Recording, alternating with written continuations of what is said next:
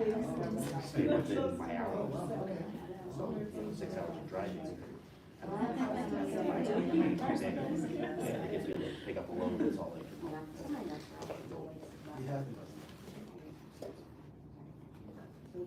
So the guy had his own pocket to give me the bucks. Because he felt like that.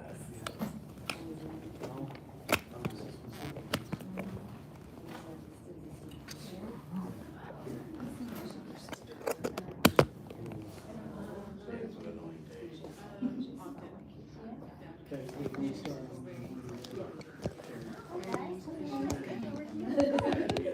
They haven't talked to me all day. As soon as Marin first wants to. I'm like, okay, we're gonna start whining. All right. Let's push reverse. I was trying to. Oh, really? Okay. She was so into what she was doing. She was playing with Jack, but she was just playing. She was doing a whole show for Jack, like a toys, and Jack was what she was always doing. And he was for like an hour and a half. He was just sitting there watching her do this movie. And so she's like all in it. And then, you know, realizes that she has a baby.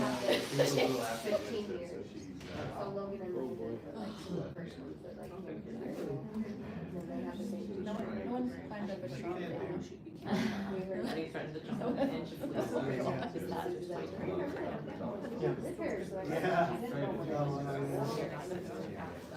Just this one, we lost it. Just Logan and Linda. And did it. I don't know. Oh, no.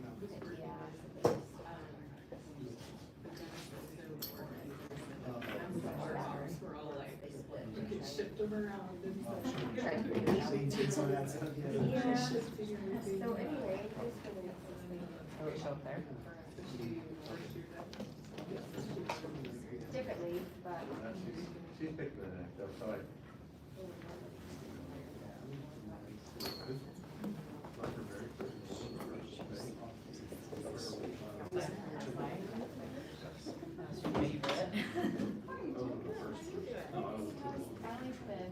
Headache today. Control one of them. Each other a lot. I got to go, back here,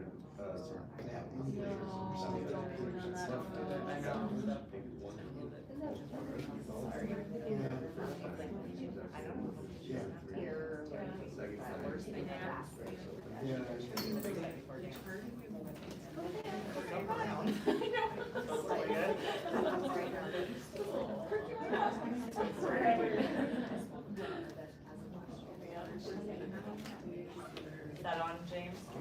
Testing, 1, 2, 3. Is that loud enough? Yes, it is. I mean, at least in these speakers back here. You want me to answer? Very similar personality. Yeah.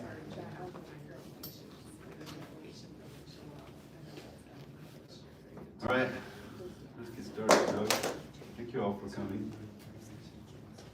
I thought I brought something. Great. Well, it's okay, I'd like to start with a word of prayer. All right, does anybody want to volunteer to say that for us tonight? I'll say. Thank you.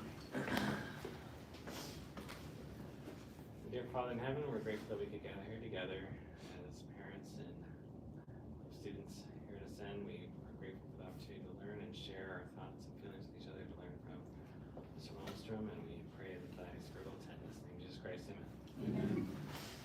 All right, at the parent meeting, I introduced a concept called the red car principle. Does anybody not know what that is? You weren't there. Okay, so a couple. You weren't. All right, so red car principle. How many of you, or how many red cars did you see on the way in tonight? Did you count them? Were we supposed to look tonight? Was that? I don't know. It was dark Anybody? outside. One. Did you notice any? No. None of them? All right, so what if I'd offer, I don't know if I have any more. Some There lights. you I go. got $2.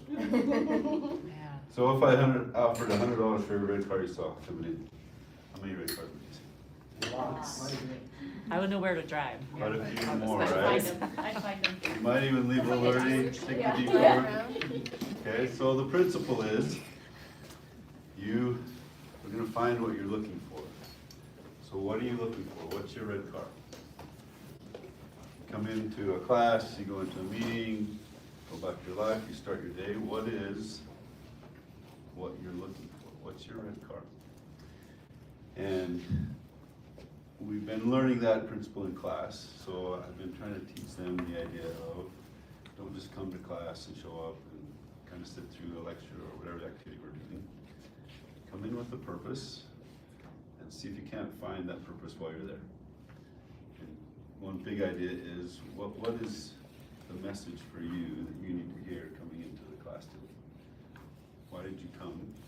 Are you going to find that? If you don't look for it, you're probably not going to find it. But if you come looking for it, chances are really, really high that you'll find something. So the question I have to start with is, anybody want to share what their red car is tonight? Why did you come? What are you looking for?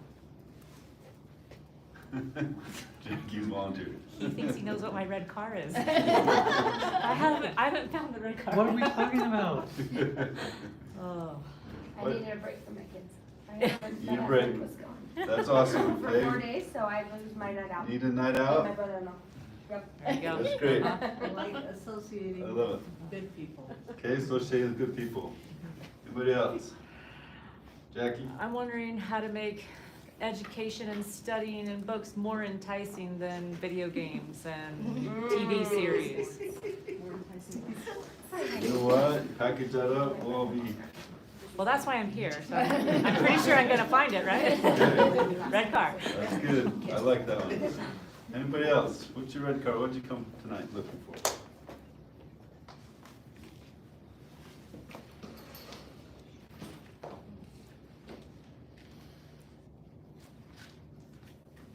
All I can say is it seemed like the right thing to do. That's a sweet car. That's a good ride.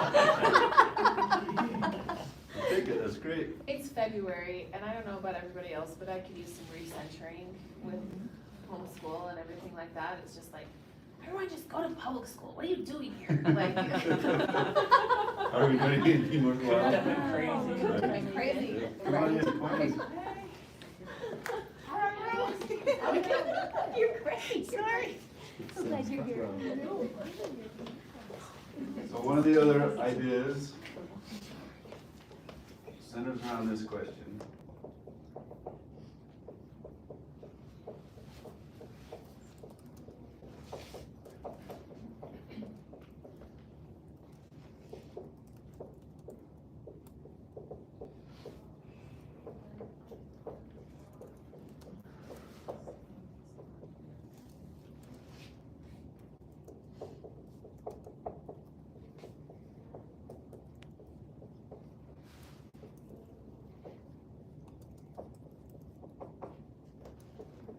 It's a long question.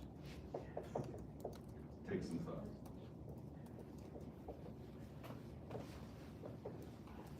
What kind of person would I need to be for my son or daughter to detect, prepare for, and fulfill their life mission, their purpose on earth?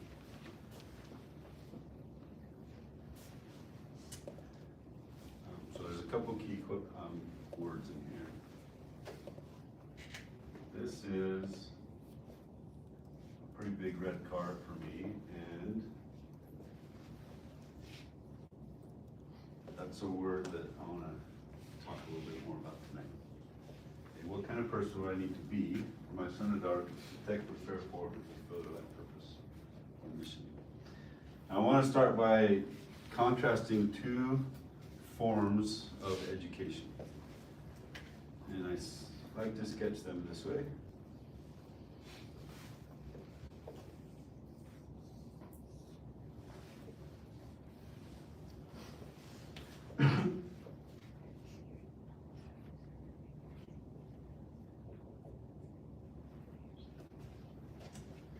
So one form of education, we lump all same age, get young people together in a class, and they, in their cohort, they step by step, year after year, that they all advance, take whatever material has been prepared for them. At some point, they graduate, they're done, and some will go on to additional steps, some will stop there, but it's all age-based. So, challenge with this is,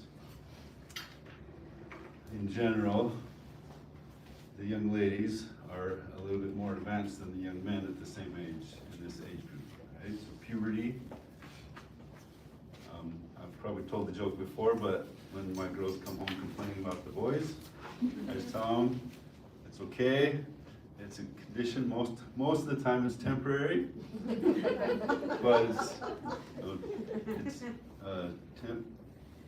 testosterone-induced brain damage. Right? So, hopefully by the time they're 30, 40, or 50, it starts to wear off a little bit. Right? And it's kind of cool to hang around with them a little bit more, right? But that testosterone does things for boys, right? The girls, they can focus on brain development, boys are focused on body development, and then they'll eventually kind of catch up, but it could be a year or two difference at the same age group when they're coming into puberty. And so you lump them into the same classroom, and the teacher's got to figure out, well, how do I address this range of capacity? And you just try to hit as many as the middle as you can. And so there's advanced students that could be doing more, they get bored, and there's less advanced students that can't handle even what they have, and so they're anxious. And so you have this range of students, and that's the challenge with just lumping them by age, one of the challenges. So what's a different model that we could consider? What if we saw them developing in phases that might not necessarily be tied specifically to an age group? So it allows for variability. Some students might take a year or two longer to get to certain markers, indicators that we want to look at their progression. But it's okay because it's for them. It's kind of tailored to who they are, what they're ready for. One other graph, and some of you haven't been here, so I know this will be new, but some of you this might be repetition.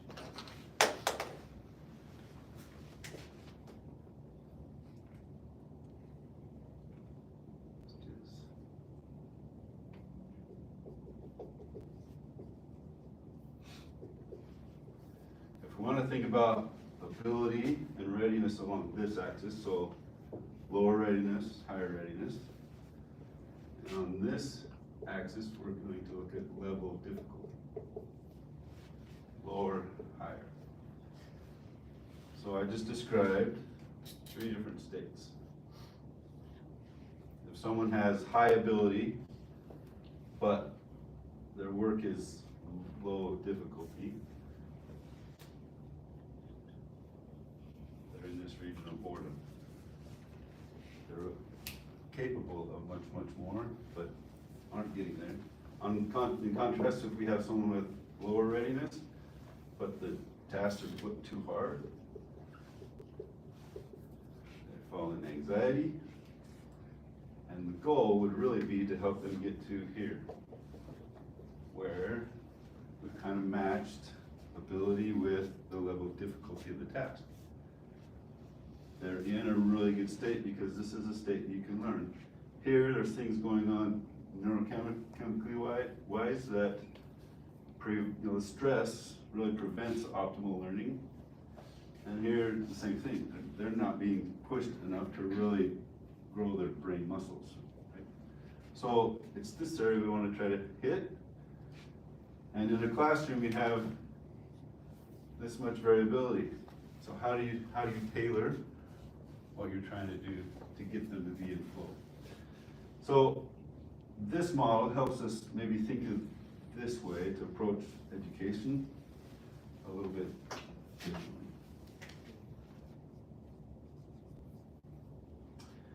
So the first phase, I'm going to actually hand out a handout so you can have something to refer to. All right. Hopefully good enough. spell them out and then we'll go through and tell you what it means.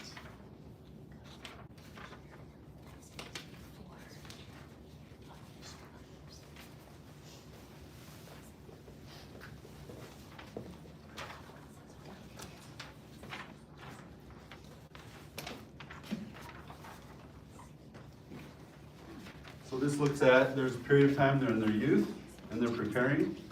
And then there's a period of time where they're adults and they're doing. Prepare.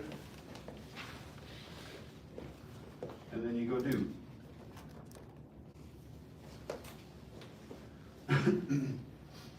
So there's a little bit of more guidance on there, but core is the very basics, right? You want to have a really strong foundation. So what are you building your foundation around? What is essentially about who you are, your identity, your direction? It's all about becoming the person that you need to become in order to start adding on these layers of knowledge and experience and understanding. What happens if you get somebody that has a not so great core and you start adding on a lot of knowledge and they become really smart? So not a great heart, but very smart. What do you get? Narcissist. You're not an excited learner. I think you get someone who's easily swayed, I think, you know, like, they read a lot and they get convinced. Okay, so So people with ideas, so dumb, only a smart person could talk themselves into it. okay. So there's a chance to be deceived, right? Because you're not centered, you're not, you don't have the heart in the right place. There's also, what you talked about, the option, there's the opportunity to deceive, right? So I think of a Hitler, poor core, but very smart and cunning, right? Or Mao. Or we also have, you know, if we don't have that sense of centeredness, like you said, we can easily be deceived. And maybe those are actually the same. Those who deceive are also deceived. So it's important to get the core right, and there are very important lessons that we want to help them learn during this phase. Some of those are listed there, so we just brainstormed a whole list on that sheet. What are some examples? You read through that. What's a word or two that kind of stands out to you, catches your attention? Empathy is one. Empathy, will you read what it is asking? Empathy. I show understanding and compassion towards others' feelings and situations. Okay, I show understanding and compassion towards other people and their situations. That's a pretty important lesson to learn as part of your core phase. If I have the ability to empathize with other people, what they're going through, and have some compassion for that. What's another word that sticks out to you?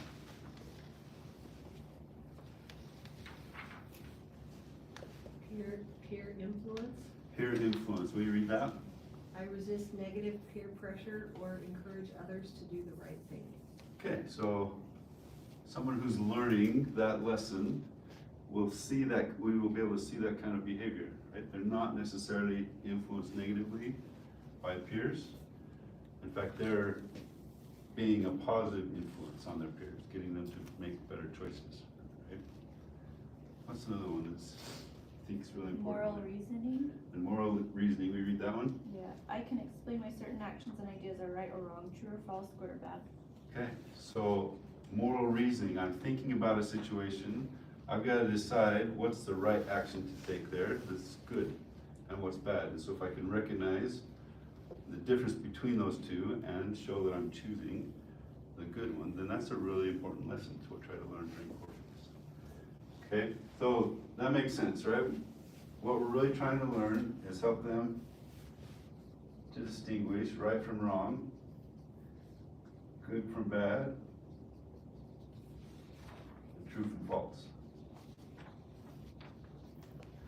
We've got that core, that center, pretty well figured out. Now, at some point, they're going to start entering into this next phase, which is called love of learning, where they start to find that there are really cool things to learn about in the world.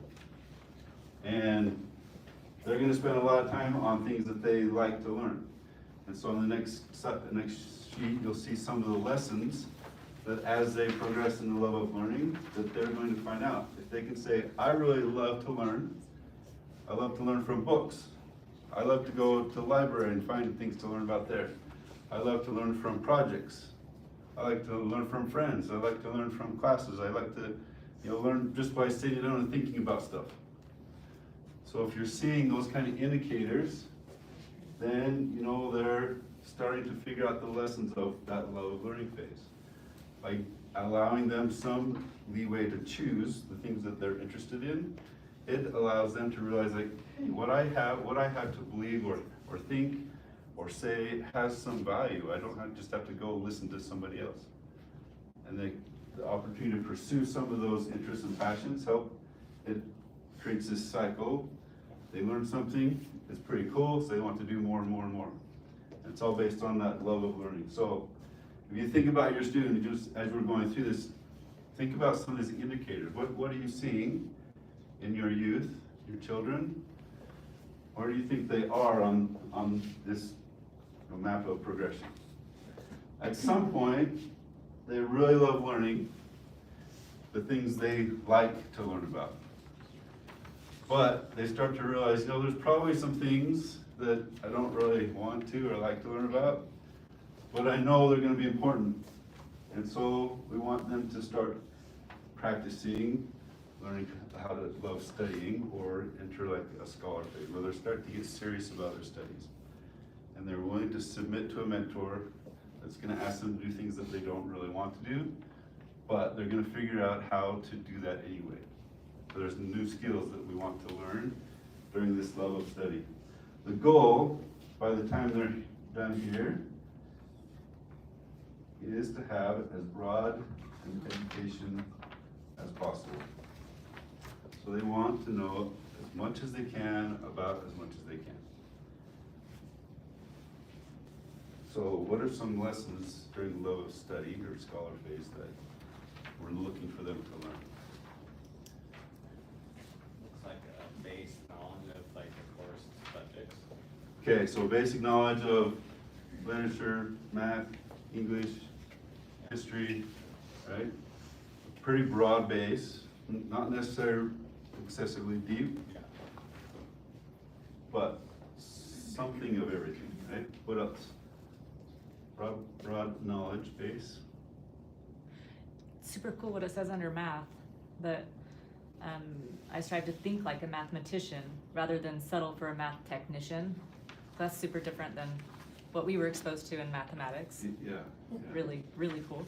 Yeah, it doesn't happen very often, but there are works that you can read in the field of math about other math thinkers, those who discovered new things about math, that actually is really interesting if we're allowed to do that. And then we start to think, math is really an art, and it's a lot of conceptual things. You can come up with some different ideas on your own and start exploring, how could I find a proof about that?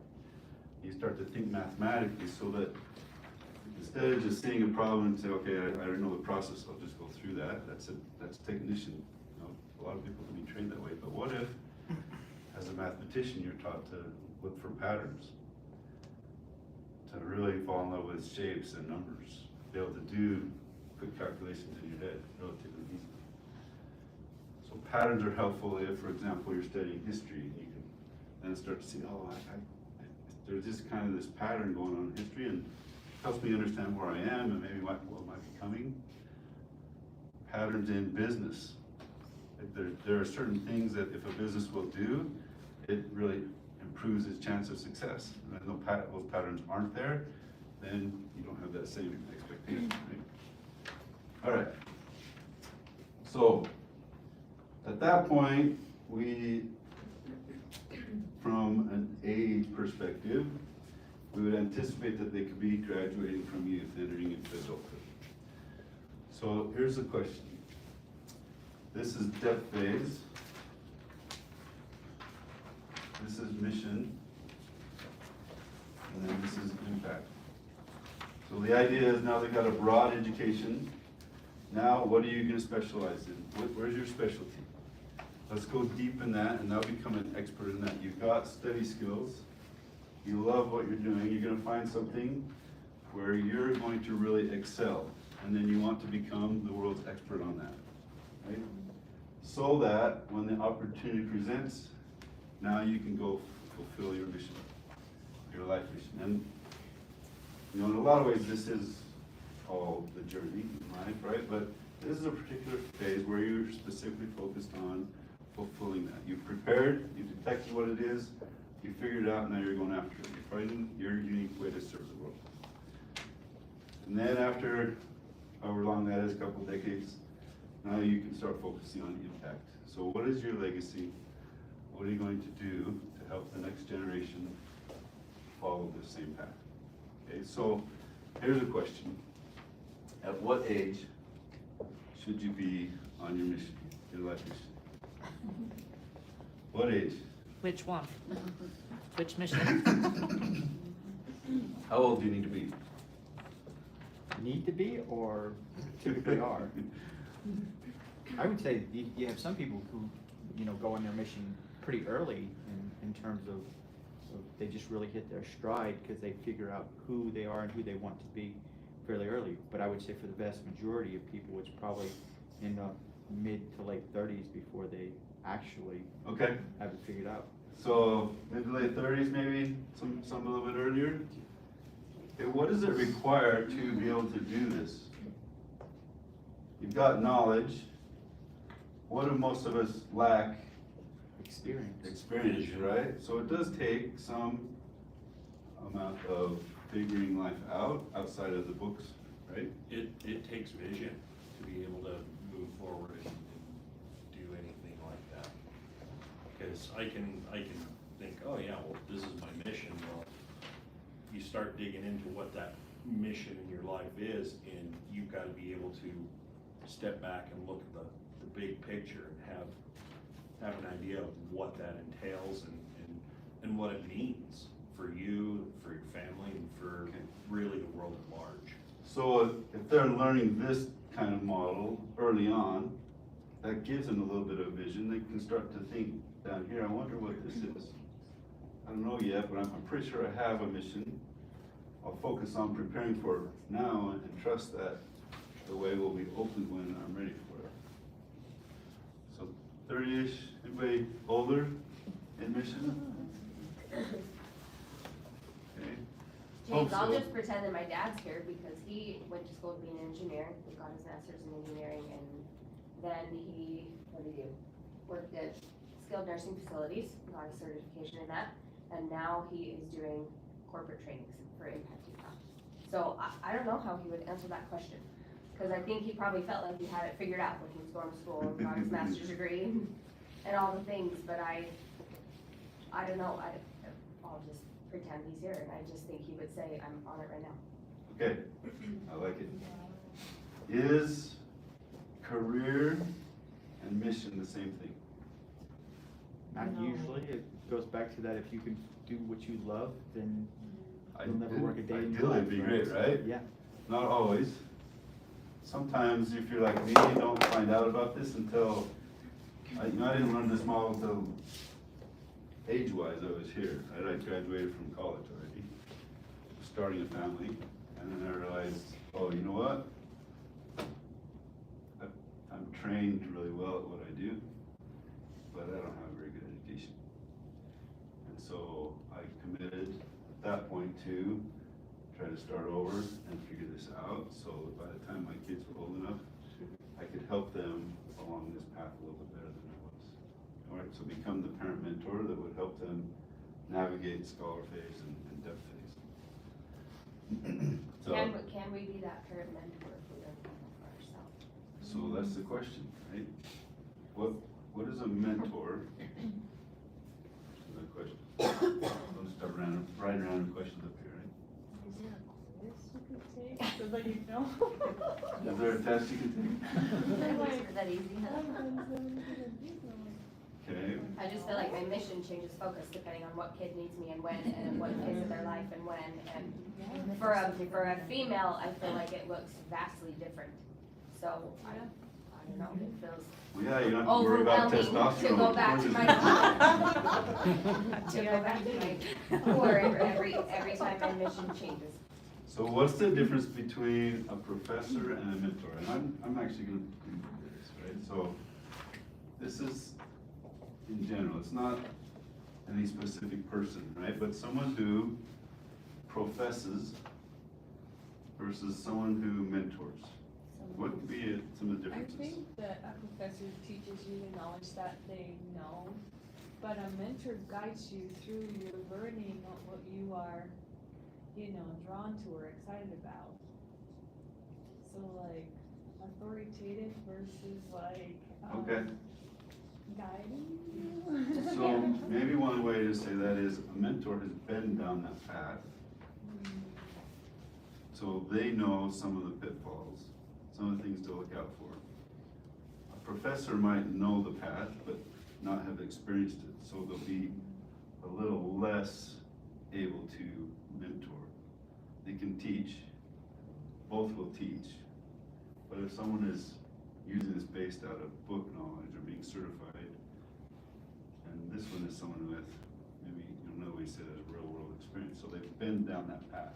I was thinking, cause I'm thinking back to my time in a university and I wouldn't say this is 100% true, but some of my most interesting and effective teachers had stories in their life about how they were out in the world doing something besides just teaching. Yeah, it's not just an academic experience. Yeah. Right? But there's something about being and practicing and trying and failing and figuring it out and succeeding. Getting your hands dirty. Something about getting your hands dirty, right? That adds a little bit more value for someone who is trying to guide somebody else. Okay? So, if we haven't been through this process ourselves, what side of the line are we gonna be on? Are we just gonna talk about it, say, I think this is how it works, good luck, right? We wanna be on this side, someone who is practicing this, going through this, in order to have some level of authenticity and confidence and testimony, right? So the question is, how far down this path do you need to be a mentor? One step Because I don't know about you, but I don't think we can just say, time out, I'll be back in 10 years. Okay, then just pause life. I'm being ready in 10 years, give me 10 years. And then we disappear into the Himalayas, right? And get our enlightenment and come back, right? You just have to be a step ahead. Maybe you've read the chapter that you're gonna read with them the night before. That's a step ahead, right? It's not the ideal we're looking for, but right now it's awesome. Okay?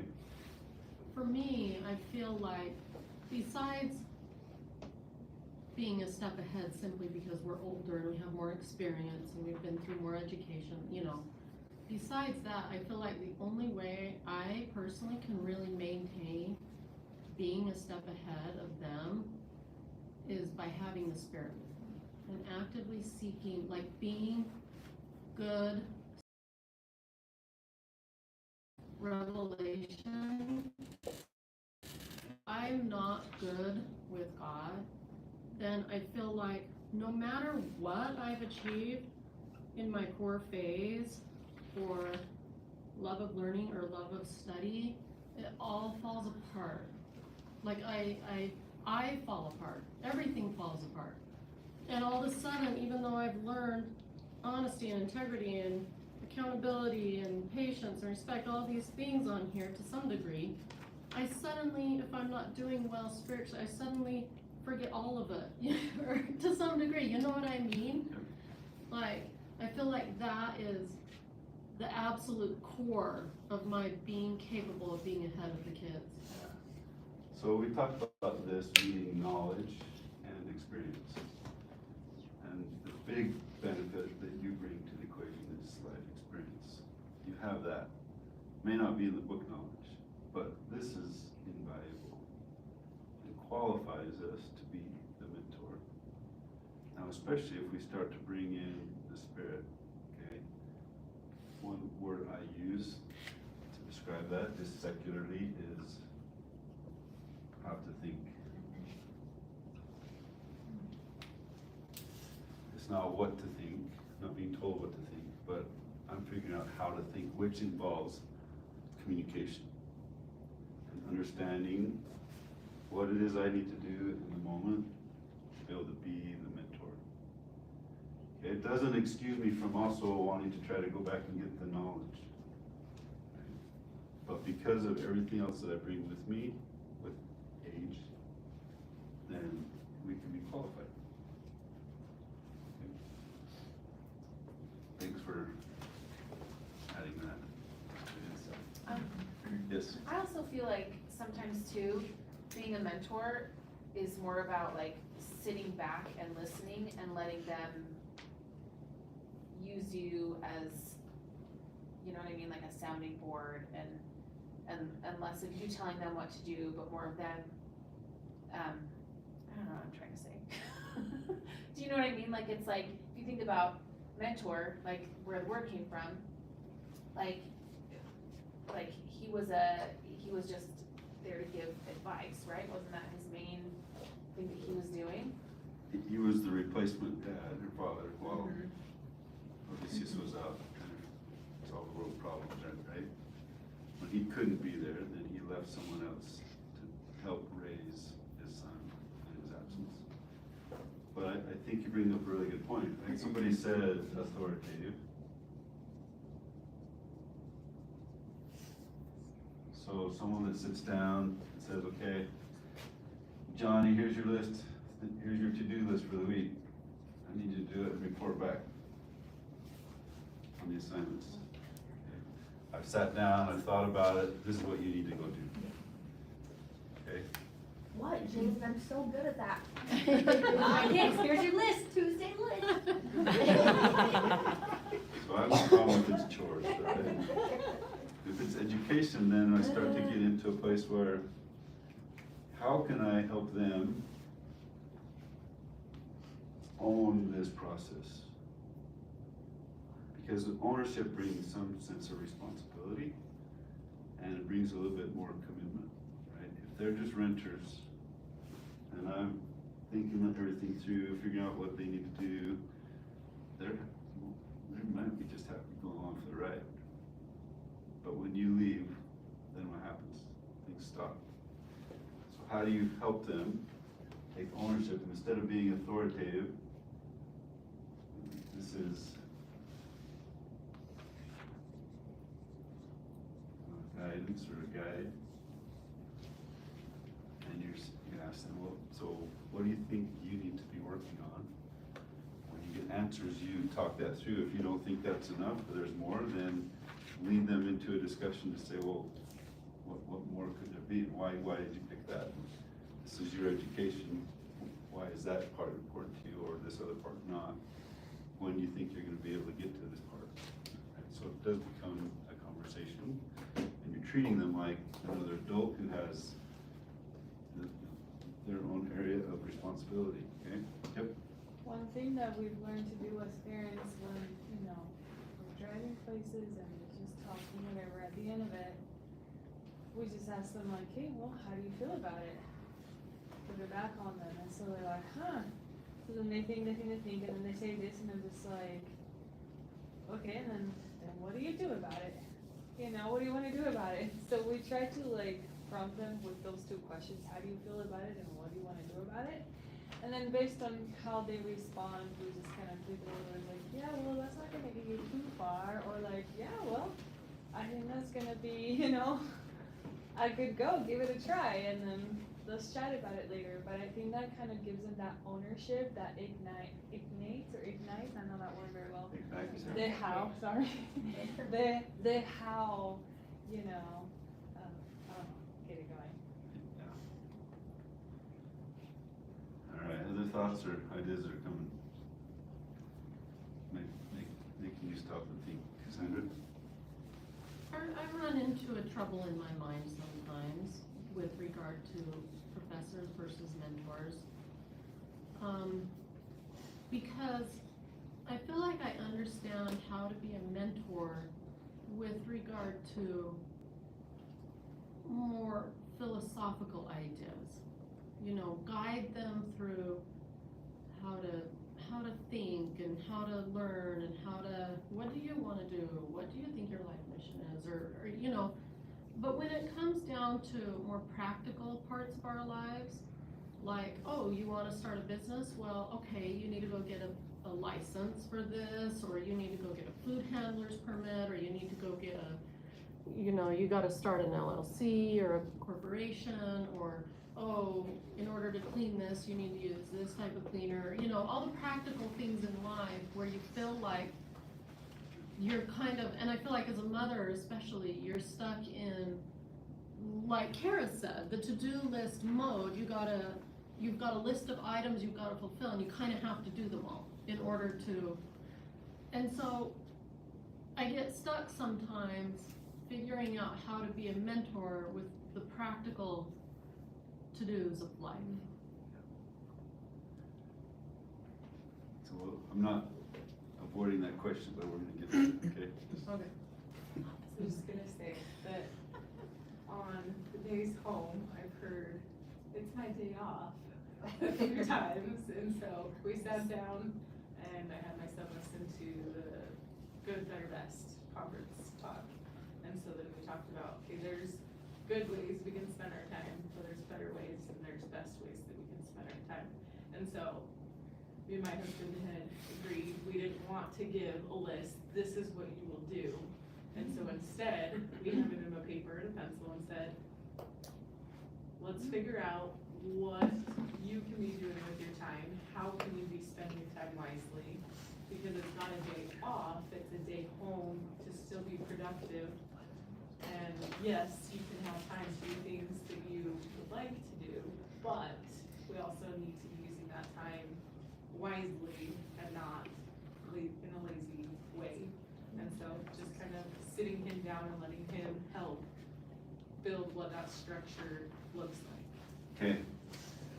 How able are 2-year-olds to sit down and reason through what they need to be doing over the next half hour? Okay, or they wander out into the road. You don't want to go into negotiation mode and teach them all, you know, the reasons why the road's a bad place. You're gonna yell at them to get out of the road, right? So they needed a lot more tell at this age, just because of where they are in their development. There are things that they can't process that we need to help them through that stage. As they get older, 8, 12, 20, the amount of telling they need should be decreasing.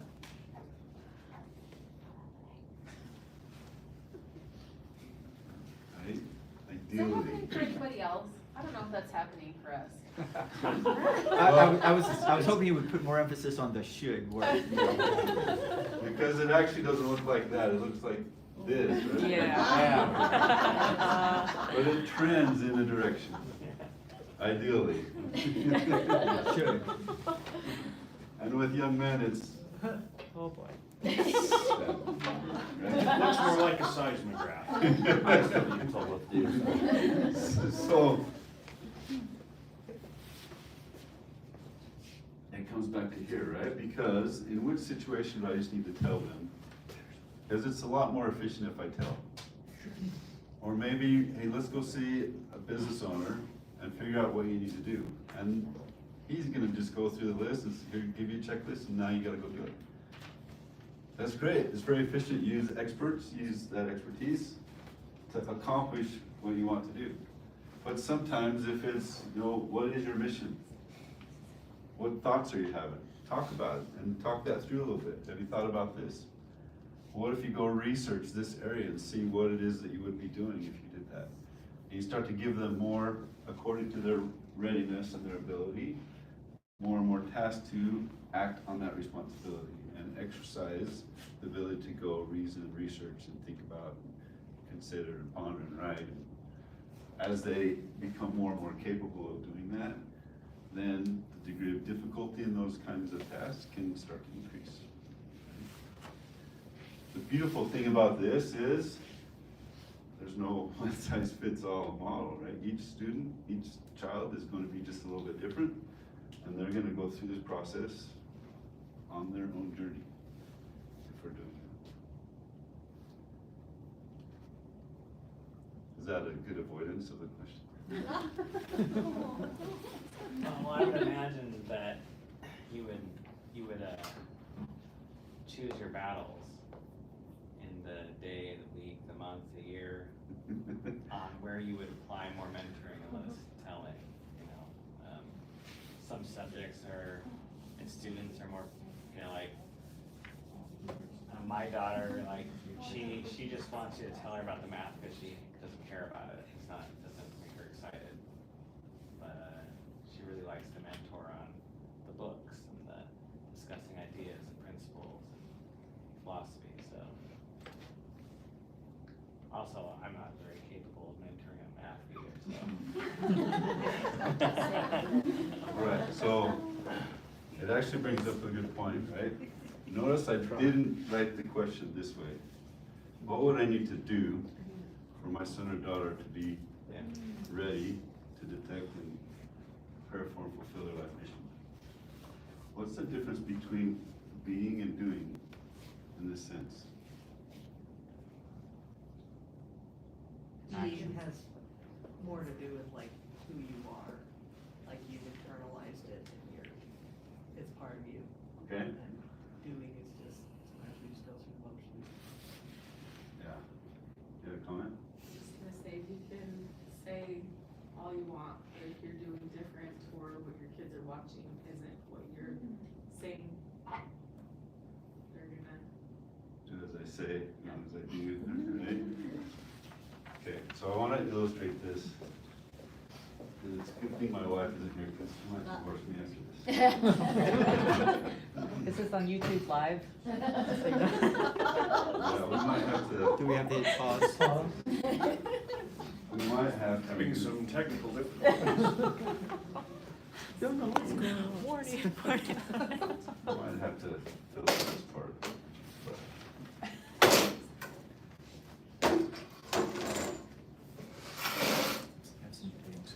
I'm gonna propose something.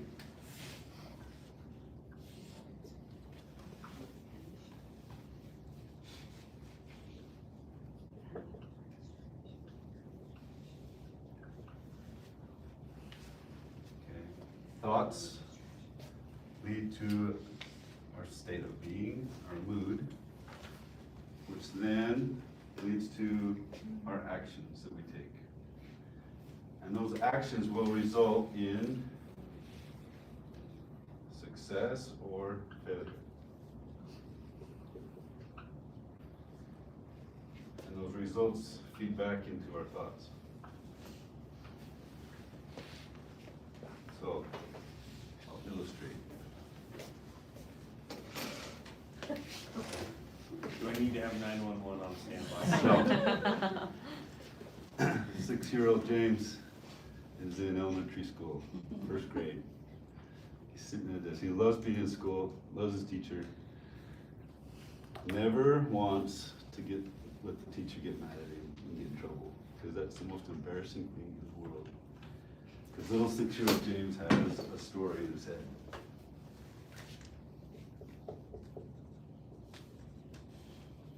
Sorry, I'm shy. That's the story that's in his head.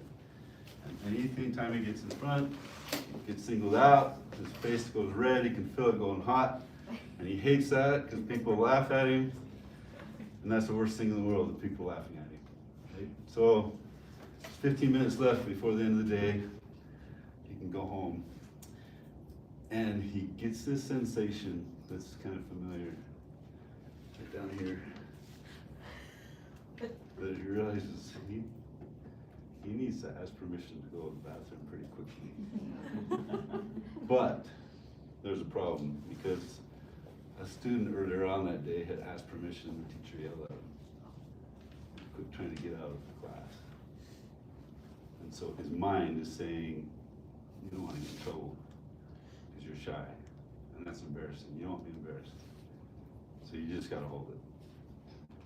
And there's a voice down here that says, there's a train coming through the tunnel. It's not gonna happen, right? So he says, like, no, you gotta hold on, we can't get in trouble, that's gonna be bad. No, you don't understand, you need to get out now or something bad's gonna happen. And he's starting to clench and do everything he can to try to keep that from happening, right? He said, no, I just got 10 minutes, we gotta wait. And down here is in, choo choo, it's coming, right? So, next thing you know, it just can't stay anymore and the train comes through the tunnel. And there's this sudden sense of relief that comes over his life, because he's not gonna get in trouble. But there's cracks and crevices are being filled with something, right?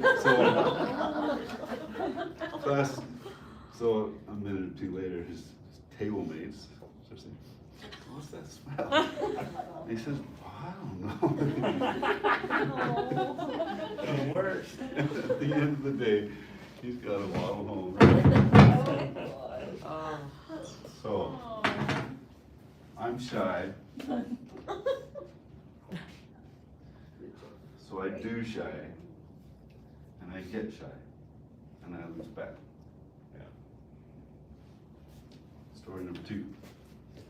I'm in a big state conference meeting, right, with my family. And the speaker, who's a guest speaker, had stayed with our family the night before, had dinner with us. Apparently was, I don't know what he was thinking. Maybe he wasn't thinking. But he called me up out of the audience without any warning. And I was maybe 8 or 9 at the time, all right? So I'm walking up, and in my mind, this is going on. I'm shy, what am I doing? Well, I'm shy. And I get up to the podium, and he starts asking me questions that my brain has just shut down, and I can't even process. I can't even hear what he's saying, except for the old Peanuts teacher, right? That's all I'm hearing, because I'm looking at this audience, and there's so many people, I've never seen this many people at once, right? And I'm shy, by the way, in case you forgot. And so the only thing I remember at the end, I totally ruined whatever lesson he was trying to teach, because I just failed miserably, right? He said, what's the matter, cat got your tongue? And he said, go ahead and go sit down. And so I'm doing the walk of shame down, and people are laughing at me as I'm going back to sit down with my family, because... Did you say anything? No, I didn't. You said no words. I said nothing. Because I'm shy, and so I did shy, right? And I got shy. So that's how this works for me. This is who I am. This is what I'm being. Back to school. So this would have been probably 8th or 9th grade, I'm guessing. And I'm starting to discover girls in the world, right? And one in particular, the one class I really like, because the teacher seats us alphabetically, and she's right in front of me. Okay, so I'm playing it cool, right? She has no idea that I exist. But when I'm looking up at the board, I'm not actually looking at the board, I'm looking at the back of her head, looking at the hair, wondering what's going on, right? As the movie gets put on, and I'm sly, because I'm twiddling my fingers, and I'm kind of sneaking up so I can just maybe touch her sweater. This is gonna work out well. I'm shy. Makes me do creeper. And then cycles back, right? Wait, that's the end? That's the whole story.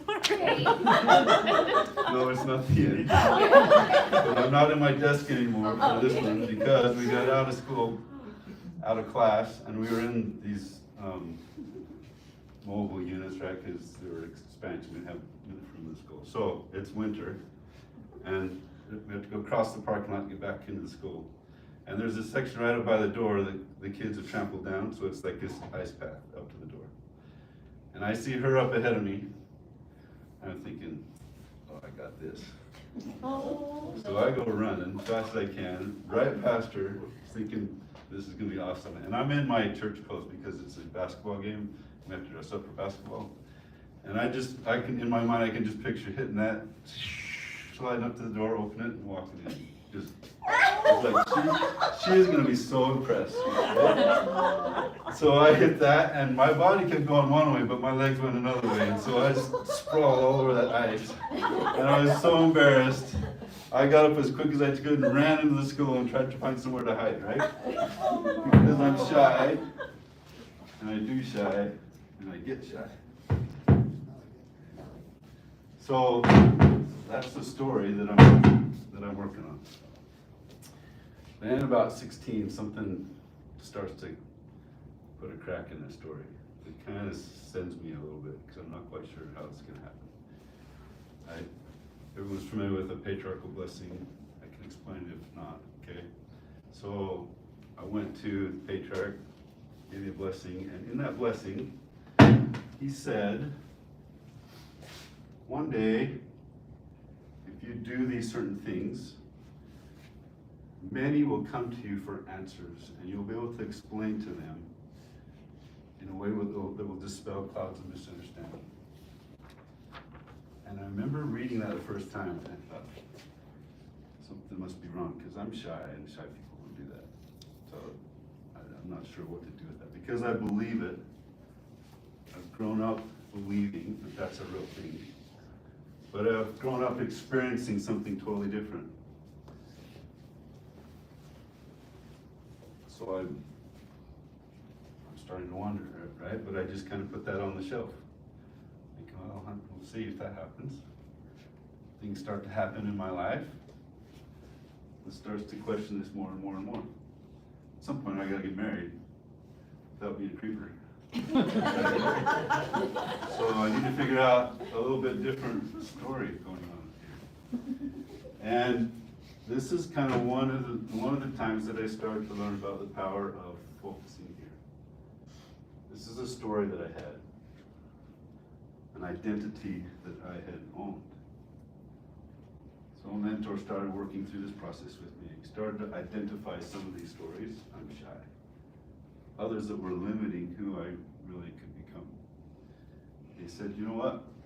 I've got a kind of cool way to deal with this.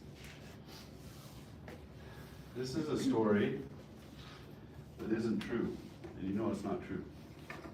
So how do you find what the real story is? Because I think there are entities in the world that are trying to convince you this is the case, so that you don't become who you're supposed to become and do what you're supposed to do. So if they're trying to distract you or convince you otherwise, this must be a falsehood. So the way to figure out what the truth is behind it is to invert it.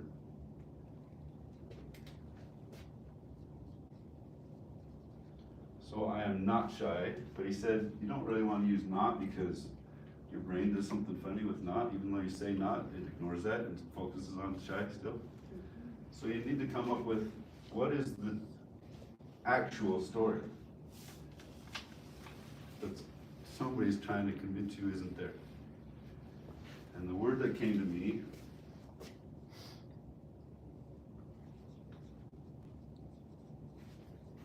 was messenger. A messenger.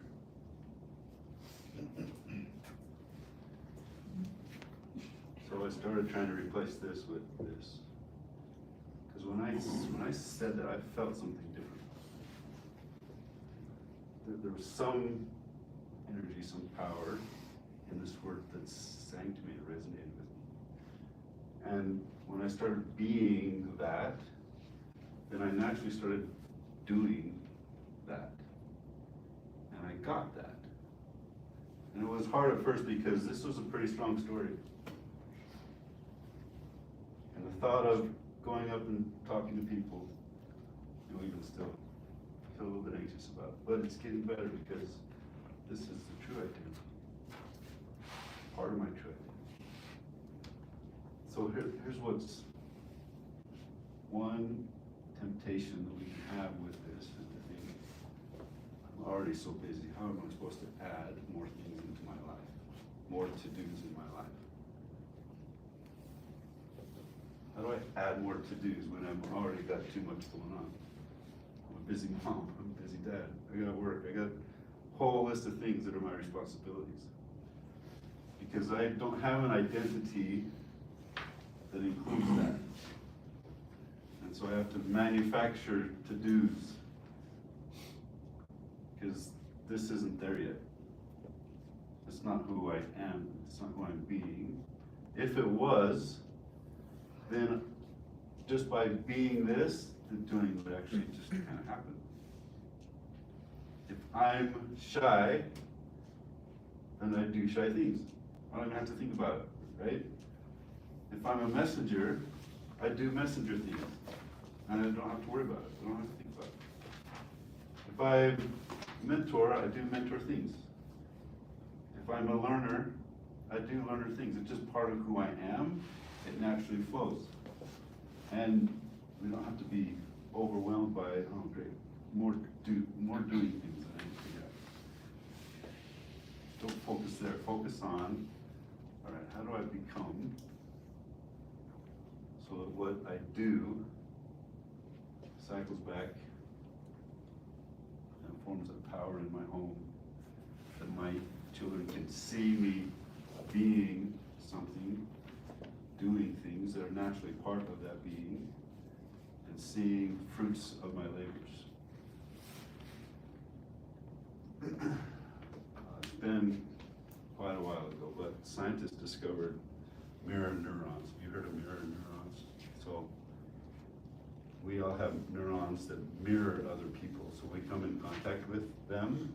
It's part of our empathizing system where we react subconsciously. We don't even know what's happening, but these neurons fire based on what we see. So if someone is sad, we feel those same things because mirror neurons are firing, right? So if our children see us doing this,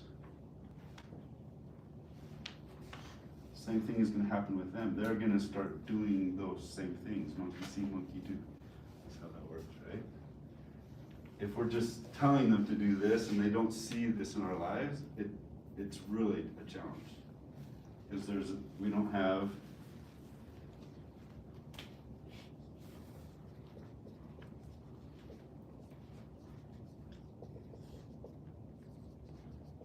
spiritual, physical, and mental alignment.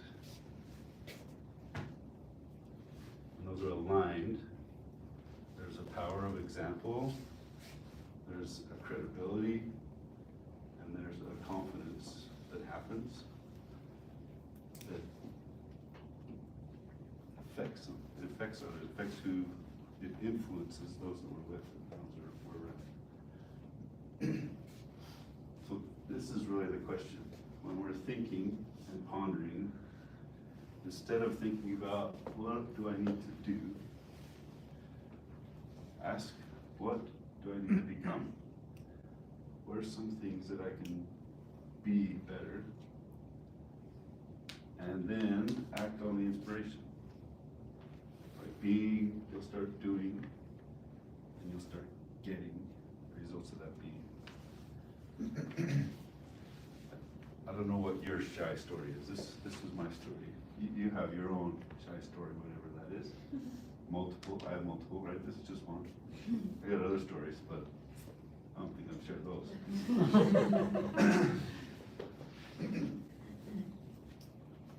But some of these stories might be, it's too late for me, I've already done mine, I'm too busy.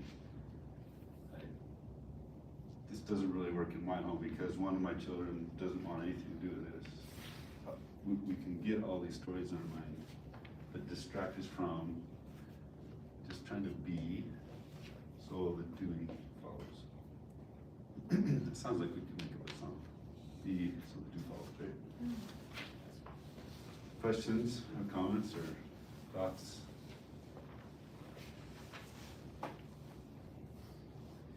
Is it too abstract? I try to be like, this is real, right? 6-year-old. It's real. We were there with you. We're trying to kind of like gel our thoughts here because, I mean, when you hear the word like mission, it can be very grandiose. I mean, you can think of people that, like, you know, affect millions of people. That's a mission, right? how do you scale that down to like, you know, we all don't, very few people have the opportunity to have that kind of mission in their life, right? Sometimes, so I'm trying to think like, what does a mission look like for someone that's not that? Like, you know, ever since I had like, you know, I can't say I have it figured out with my first kid, I don't have it figured out now, but like, for now, I think like, you know, these kids, these are my mission right now. That's how I feel. You know, maybe that's too mundane or too domestic, but like that's how I feel right now. And I'm trying to say like, how do I, as a father, provide and protect enough and guide enough that these kids have the best chance at success? What do I need to sacrifice to make that happen? But I don't know, for me that feels like my mission right now. Maybe that's too small, maybe I can fit other things in, but that's what it feels like for me. And I don't, is that a mission? Well, and that's the reason why I was thinking that, you know, most people are gonna hit that mission stage so much later in life, because we do, when we're younger, I think focus more on helping them grow to get to the point where they can just start to discover their own mission. And it's not until we're done with that part of helping them that I think we really have the time to focus on our own mission and then ultimately our own impact. Well, and Yeah. isn't our mission, like, that's part of our mission, right? Exactly. And our mission can morph and change and grow with us, right? Yeah. And so that's kind of how I feel too, but like, I also yeah. don't want to be like because I think some people externalize their vision so much they really neglect that internal, that family, right? Because I mean, think of like the Tale of Two Cities mother that is always philanthropizing outside, and while her family's just like destroying themselves and falling apart. Like, so I don't know, maybe there's an order to it, maybe this is where I am right now, and I'll find that change as my family grows and ages. Yeah, so we're in a really interesting place, because we didn't grow up with this, Sure. right? So we're like, trying to definitely. figure out how to transition. Yeah. For us, it's maybe a little bit messier than for others, right? So the idea of a life mission Yeah. wasn't implanted in me until way later, right? And so I believe that your own family is a key component of your life mission. And if you think impact, Yeah. okay, impact talks about not just in the world we live in, but in the generations to come. Right? So what you're doing in your families now is preparing them to be better parents, not better, to be the kind of parents that will teach this sooner, and hopefully we can get on top of this, so that raising a family and having some kind of entity to go along with that. So there's like two components, right? There's family, and then there's some other thing that a vehicle that we're using to help as many people as we can at the same time. And those are actually combined. Like, how cool would it be if we had that with our children working together in both? And part of our family culture is, we help other people, and we've got this vehicle to go do that. So, let's spend time working there instead of flipping burgers or whatever it might be. Right? So you try to start integrating them as much as you can. Right now, it's tough, right? Because at the same time, I think any like system or model or mission that can't replicate itself has already failed. Like I said, if I go do some mission thing, like if I pursue some goal or something, but I neglect my children, what was it worth? It's not gonna replicate itself. Yeah. You know? Yeah. So neglect, we don't want to be on that end of the spectrum. We also don't want to use that as an excuse to say, I'm Sure. good. Yeah. Right? So there's this balance between, Yeah. How does neglect become sacrifice?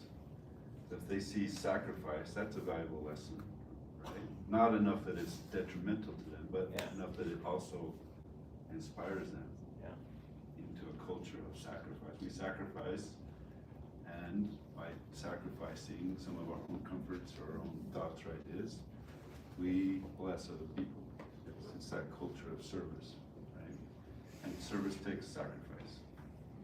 And sometimes it's not, I'd rather be home every night with my family than, teaching these lessons, because maybe lessons need to be outside the home. Sure. Right? So, the cool thing about this is it's very individual. I think, for the most part, what we think is our mission is a lot smaller than what our mission actually is. And what we think is too big, like if we have this idea, like it has to be this grand thing. But really big, important missions could affect one person, that could affect generations. Yeah. That one person could be the difference. He could be, or she could be the one that's reaching the millions because of what they were taught by the one. Yeah. Right, so this is again about how to think. What is my mission? What is your mission? Like, family is involved. Yeah. But it's not just there. We need mentors to kind of open up our minds of possibility to think. Maybe it's not the shy, maybe that's my shy story.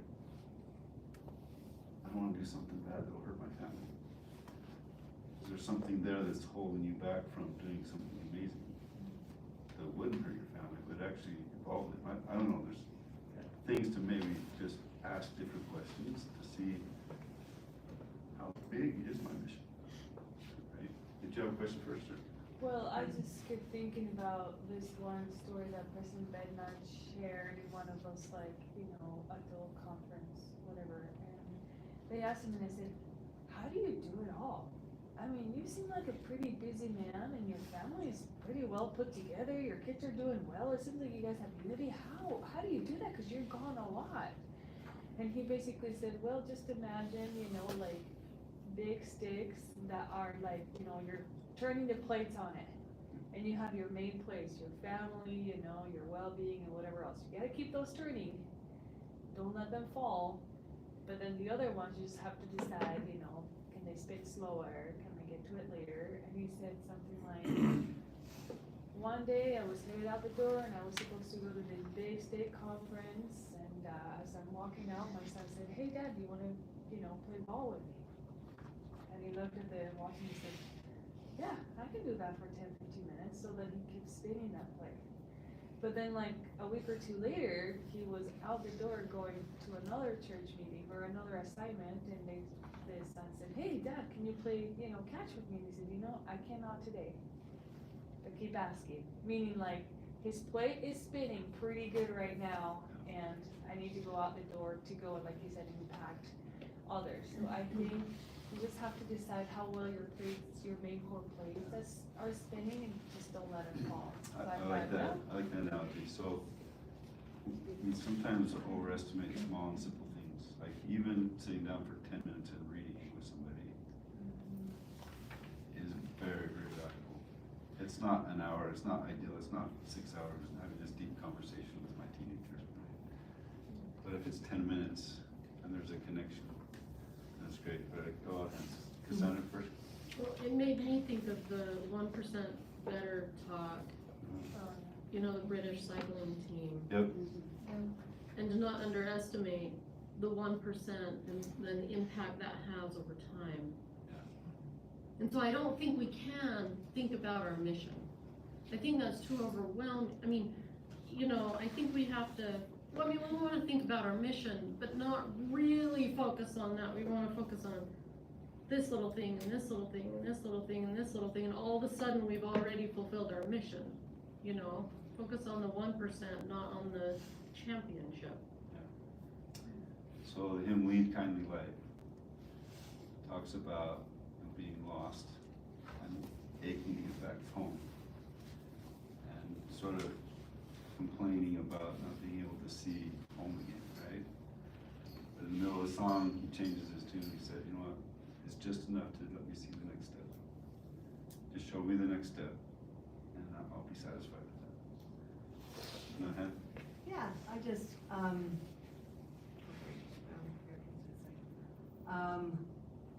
about this, your comment earlier, feeling like it's small, I love to do service, you know, in my life. I like to be involved in different things, but I've had to do a mind shift in my brain that my children, excuse me, are my service right now. So when I have to pass the clipboard by in church because I don't have time to go serve at the mill, and I don't have time to clean the temple, and I don't have, because my time right now is my children and my service. And so I've had to kind of do just a mind shift that, you know, even though it's not these, you know, it's not the type of service that I typically think, no, these children, what the time I'm spending with them, the things that we're focusing on, that is my service right now. And that's what it needs to be. And it's helped me to think of my mission as a theme, right? So it's not necessarily a specific thing that I'm doing, but there's a theme, and so lots of things that I do in my life apply to that theme. So right now, I feel like my mission is to liberate the captive. And some of that is, you know, thinking about what's keeping us captive. So it's our lack of knowledge, maybe lack of the right thoughts. I remember when I was in college, one of my friends arranged for us to go to the state penitentiary to play basketball with the inmates, and that touched me a lot. To think about the people that were in there, and they've lost freedom for a long, long time, if not their whole life. I still get choked up just thinking about somebody being in that situation, not being able to be free. So that sings to me, that theme, liberate the captive. It entails my children, it entails my family, it tells your children. And so all things that I'm doing, I'm trying to be, is I can point back to that theme and say that's really what I'm trying to be about right now. Let's see, and here. I was just thinking back to, so I grew up in Illinois, and my dad worked for CES, and then he was a consultant on the weekends, so we could actually make money. But, like a business consultant, so we could make money. But then, and he was also bishop, stake president, like my whole life growing up. And I remember he would, like, I remember dropping off groceries with him when he was a bishop. And like going out, and like he'd involve his kids in his service.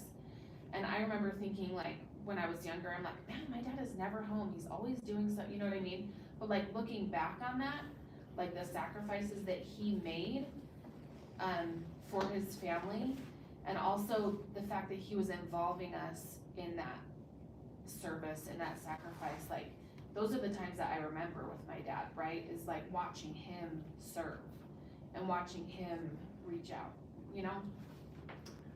Yeah, I'm trying to remember where I heard this, but they were talking about, you know, women especially have kind of had this conflict between career and family because they kind of have to make this choice, right? And their biological clock is ticking right about the time that they need to be doing both. And so more people are starting to talk about, well, how do we not make them either or? How do we make it an and? You know, is there a way to integrate family with your work and your business? And maybe there is this better place we can do, right? Maybe it really is. Can we just figure out how? We won't go down that road. You got a comment? I did, and it's gone now? my train of thought is Sorry, derailed. I waited too long. I apologize. No problem. All right, I don't want to keep you too much longer. Anybody find their red card tonight? You have some ideas? Did you find some answers that might get you going on how to be, not necessarily a to-do list. Right? To-do list can feel overwhelming. If we start focus on becoming the kind of parent, the kind of mentor that will help our youth detect, prepare for, fulfill their life purposes, and the things that we do with them and for them and in front of them be part of that whole journey, that whole process. Thanks for coming tonight. You guys are awesome.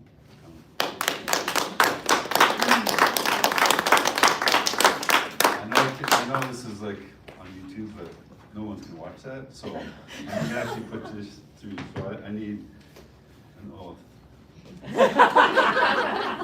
Come on, let's see. Look you guys. Raise your hand. On my honor. I promise to never divulge what's been shared tonight without express written permission. Express written permission Mr. Malmstrom. from Mr. Malmstrom. There we go. Done. All right, you're free to go. These videos again. She doesn't know some of those stuff.